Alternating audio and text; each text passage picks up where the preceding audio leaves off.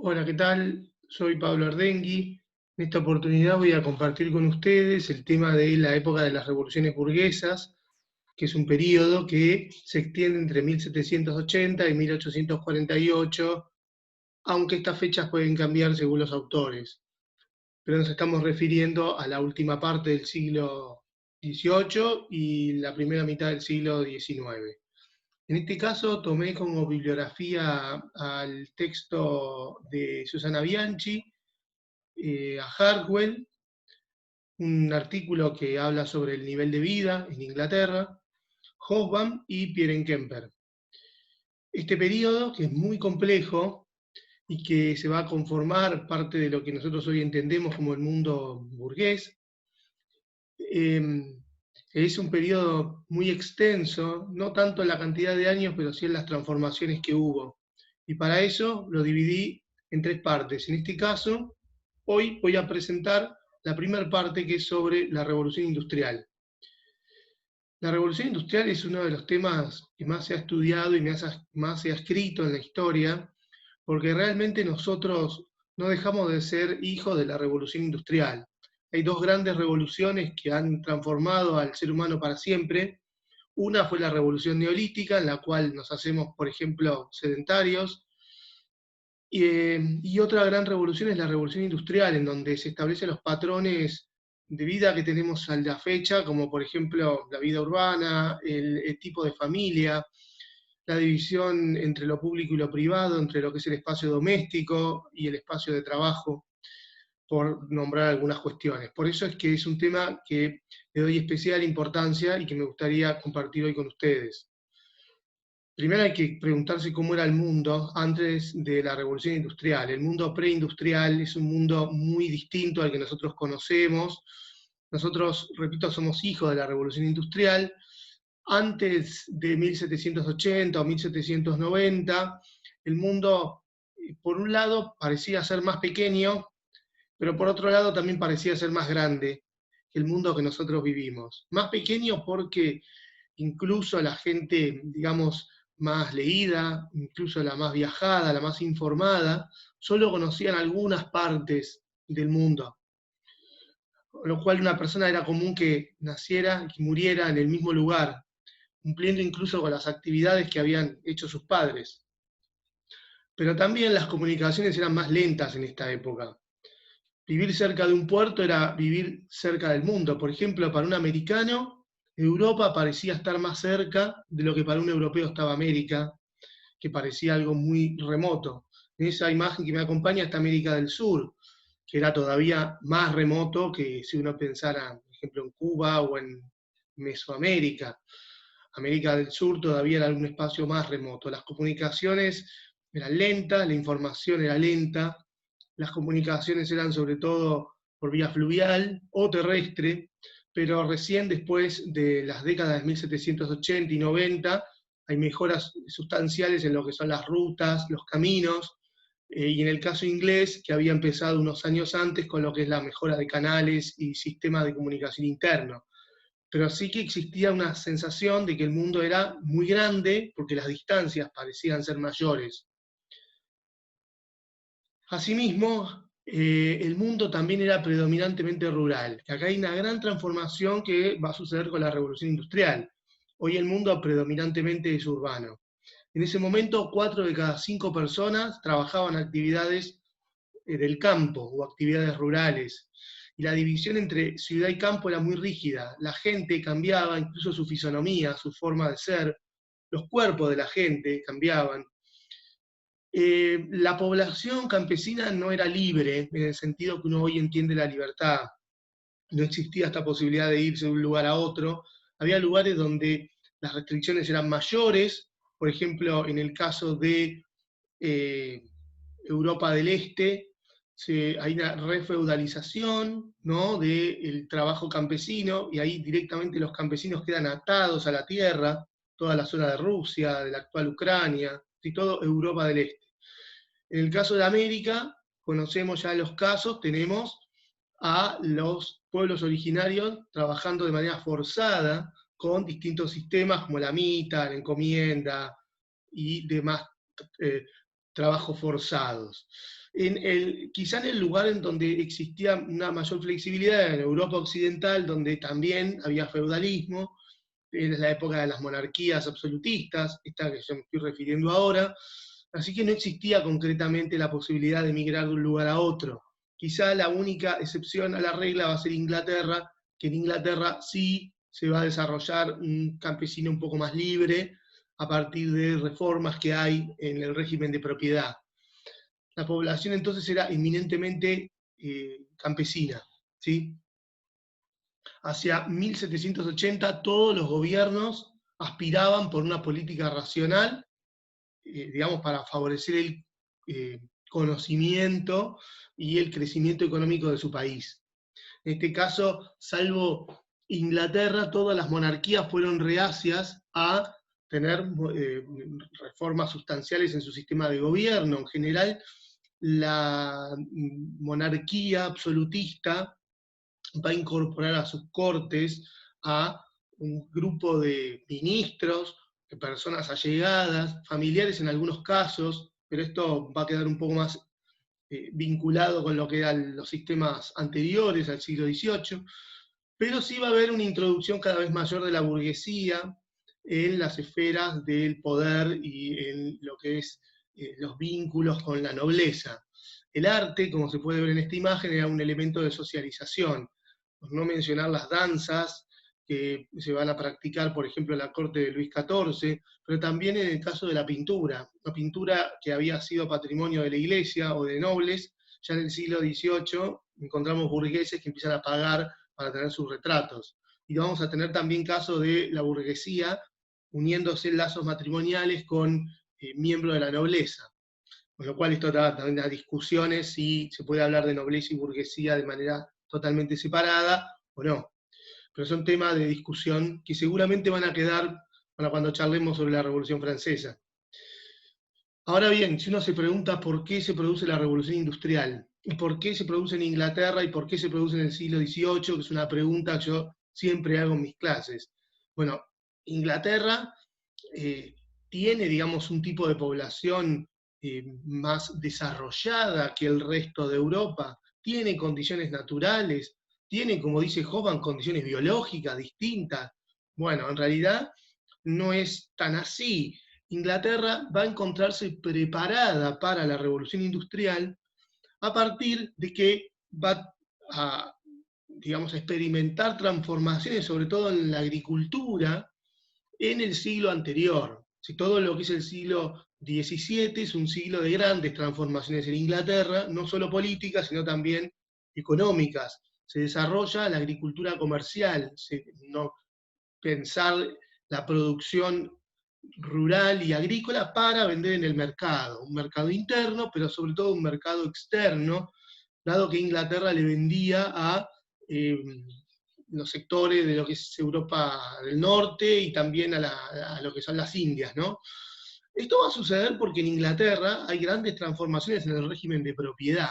Se puede ver en esa imagen que me acompaña lo que conocemos como los cercamientos, tema que también ya hemos charlado en videos anteriores, donde la propiedad comunal empieza a perderse. Esto no se da de un día para el otro, pero en Inglaterra se da sí, en el transcurso de 2 o 3 siglos, en donde la propiedad de la comunidad es sustituida por la propiedad privada e individual, y donde también esto va a traer transformaciones en la organización del trabajo, donde el trabajo ya en las propiedades cercadas o parceladas es un trabajo asalariado, ¿sí? En este sentido, el dueño de una gran propiedad contrataba a la gente que necesitaba específicamente para determinada labor y para cubrir determinado grado de producción. Esto va a hacer que población que no era necesaria sea expulsada de estos campos cercados. Esto va a ser una clave luego para entender de dónde van a ser la clase trabajadora industrial posterior. También en este proceso de transformación en el régimen de propiedad hay la revolución agrícola, que es Inglaterra logra producir mayor cantidad de alimentos, va a poder, entre comillas, sobrepasar el problema del hambre, va a poder darle de comer a mucha gente, incluso a más gente de la que está trabajando en el campo, ¿no? Porque si uno lo piensa en las sociedades preindustriales, el campesino trabaja la tierra en la cual habita, y esa tierra le permite producir lo que come y lo que va a pagar como tributo. Pues bien, digamos, lo que es el rendimiento marginal de la producción era mucho más, vamos a decir, reducido que en este caso, en donde una agricultura comercial y con el sistema de propiedad privada permitía producir más alimentos con menos manos. Y esto va a permitir también darle de comer, para decirlo de una forma poco vulgar, a personas que no se estaban dedicando a las tareas agrícolas. Esto se da porque en Inglaterra se va a desarrollar, esto también lo hemos charlado en videos anteriores, sobre técnicas agronómicas, de cómo lograr que la tierra rinda más, no solo con los cercamientos, también hubo forma de rotar los cultivos, bueno, fertilizantes, etcétera, que se le van a ir agregando, que van a hacer que la tierra pueda ser más redituable, los frutos de la tierra, digo.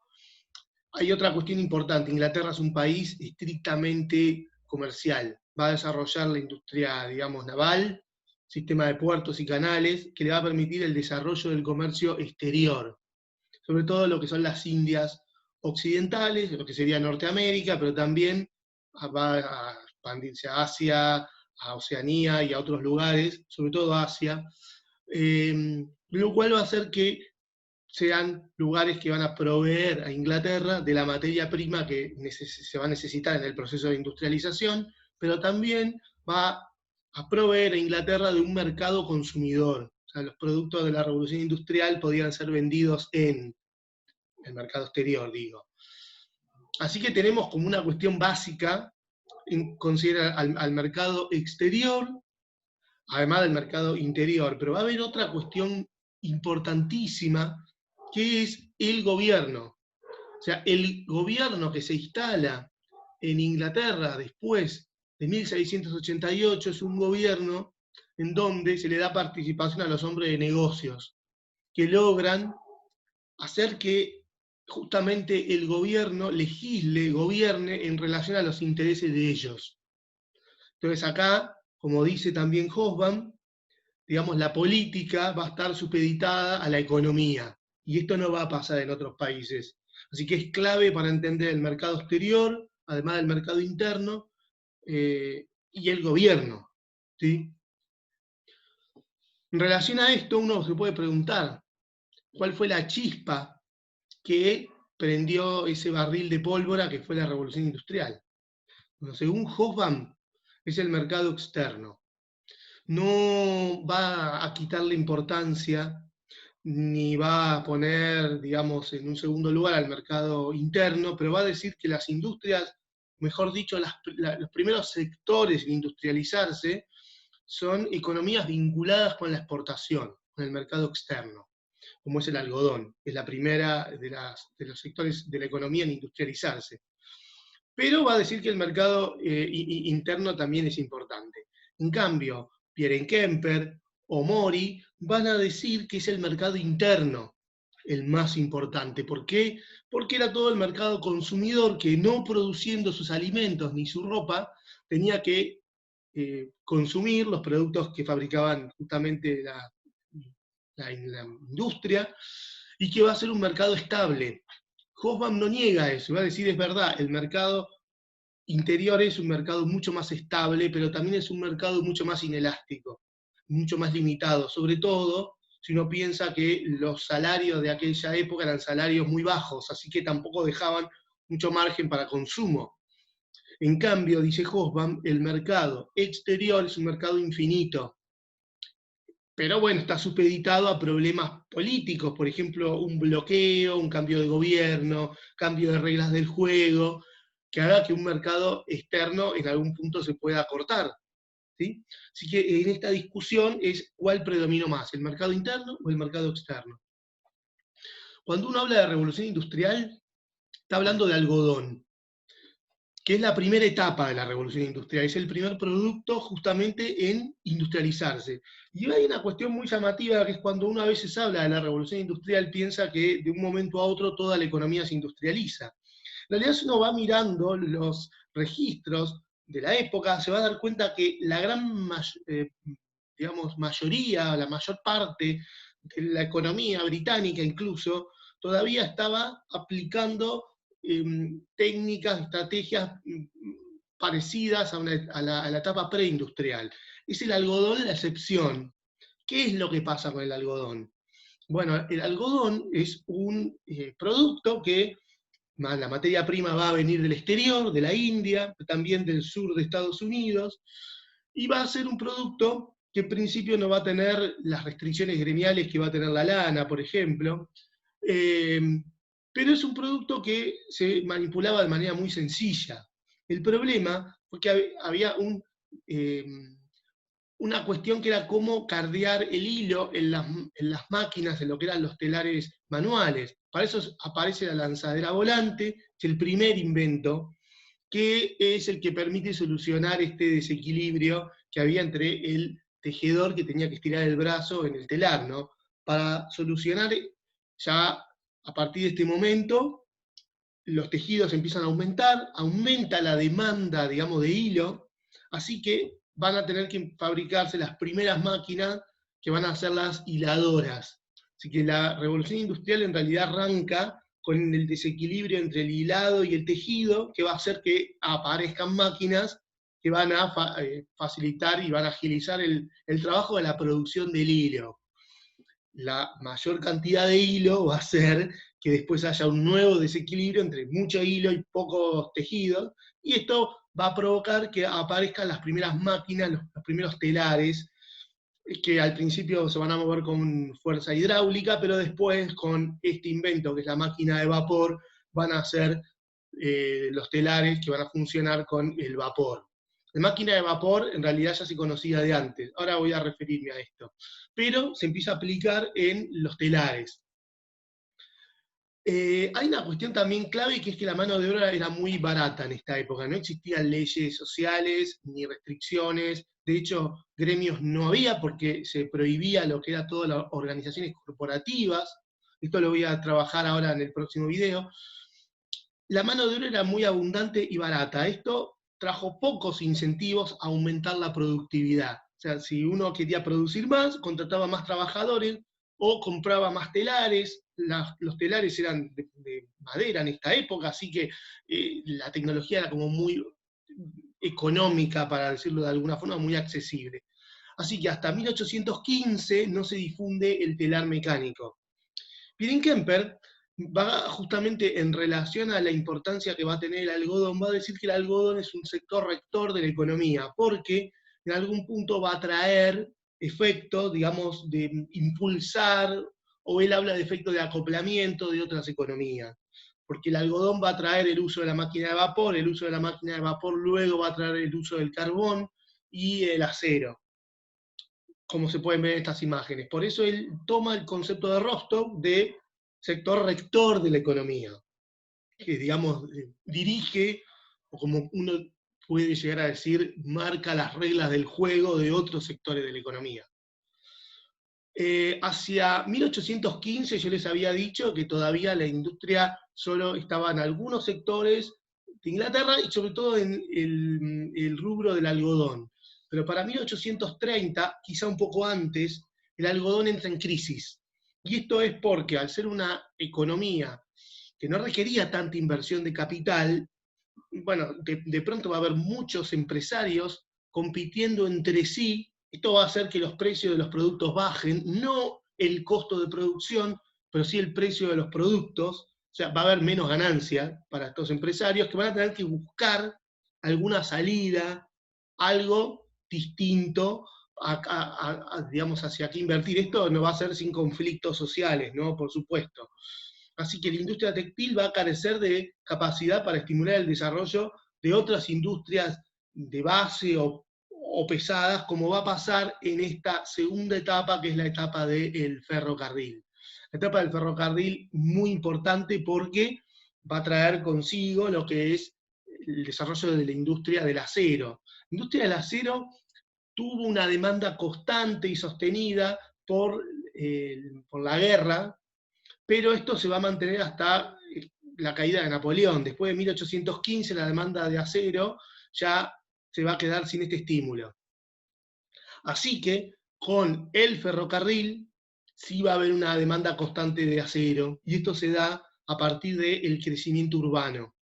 La máquina de vapor, que ya se utilizaba para lo que es la extracción de agua de las minas, en este periodo la máquina vapor se va a utilizar para lo que es la extracción del carbón que se consumía en las ciudades. Ustedes piensen, en el mundo preindustrial, para calefaccionar un hogar o para cocinar se usaba la leña, pero en el mundo urbano había que ir a comprar el carbón. Este carbón se sacaba de las minas, pero el carbón era muy pesado, así que para trasladar el carbón de la mina a la ciudad se usaba la máquina de vapor, trasladada a un elemento para moverse que va a ser la locomotora. Luego de 1825 se empieza a desarrollar máquinas de vapor y locomotoras para lo que es el transporte, digamos, de la gente, digamos, como medio de transporte. Pero esto hasta después de 1830, 1850 no se va a masificar. Pero sí es importante de que la máquina de vapor y la industria del ferrocarril va a traer aparejado que es el desarrollo del carbón y del acero. Bueno, con esta primer parte cierro por ahora. Después voy a continuar esta explicación con lo que son los efectos humanos de la revolución industrial. Por ahora me despido. Va a ser hasta la próxima.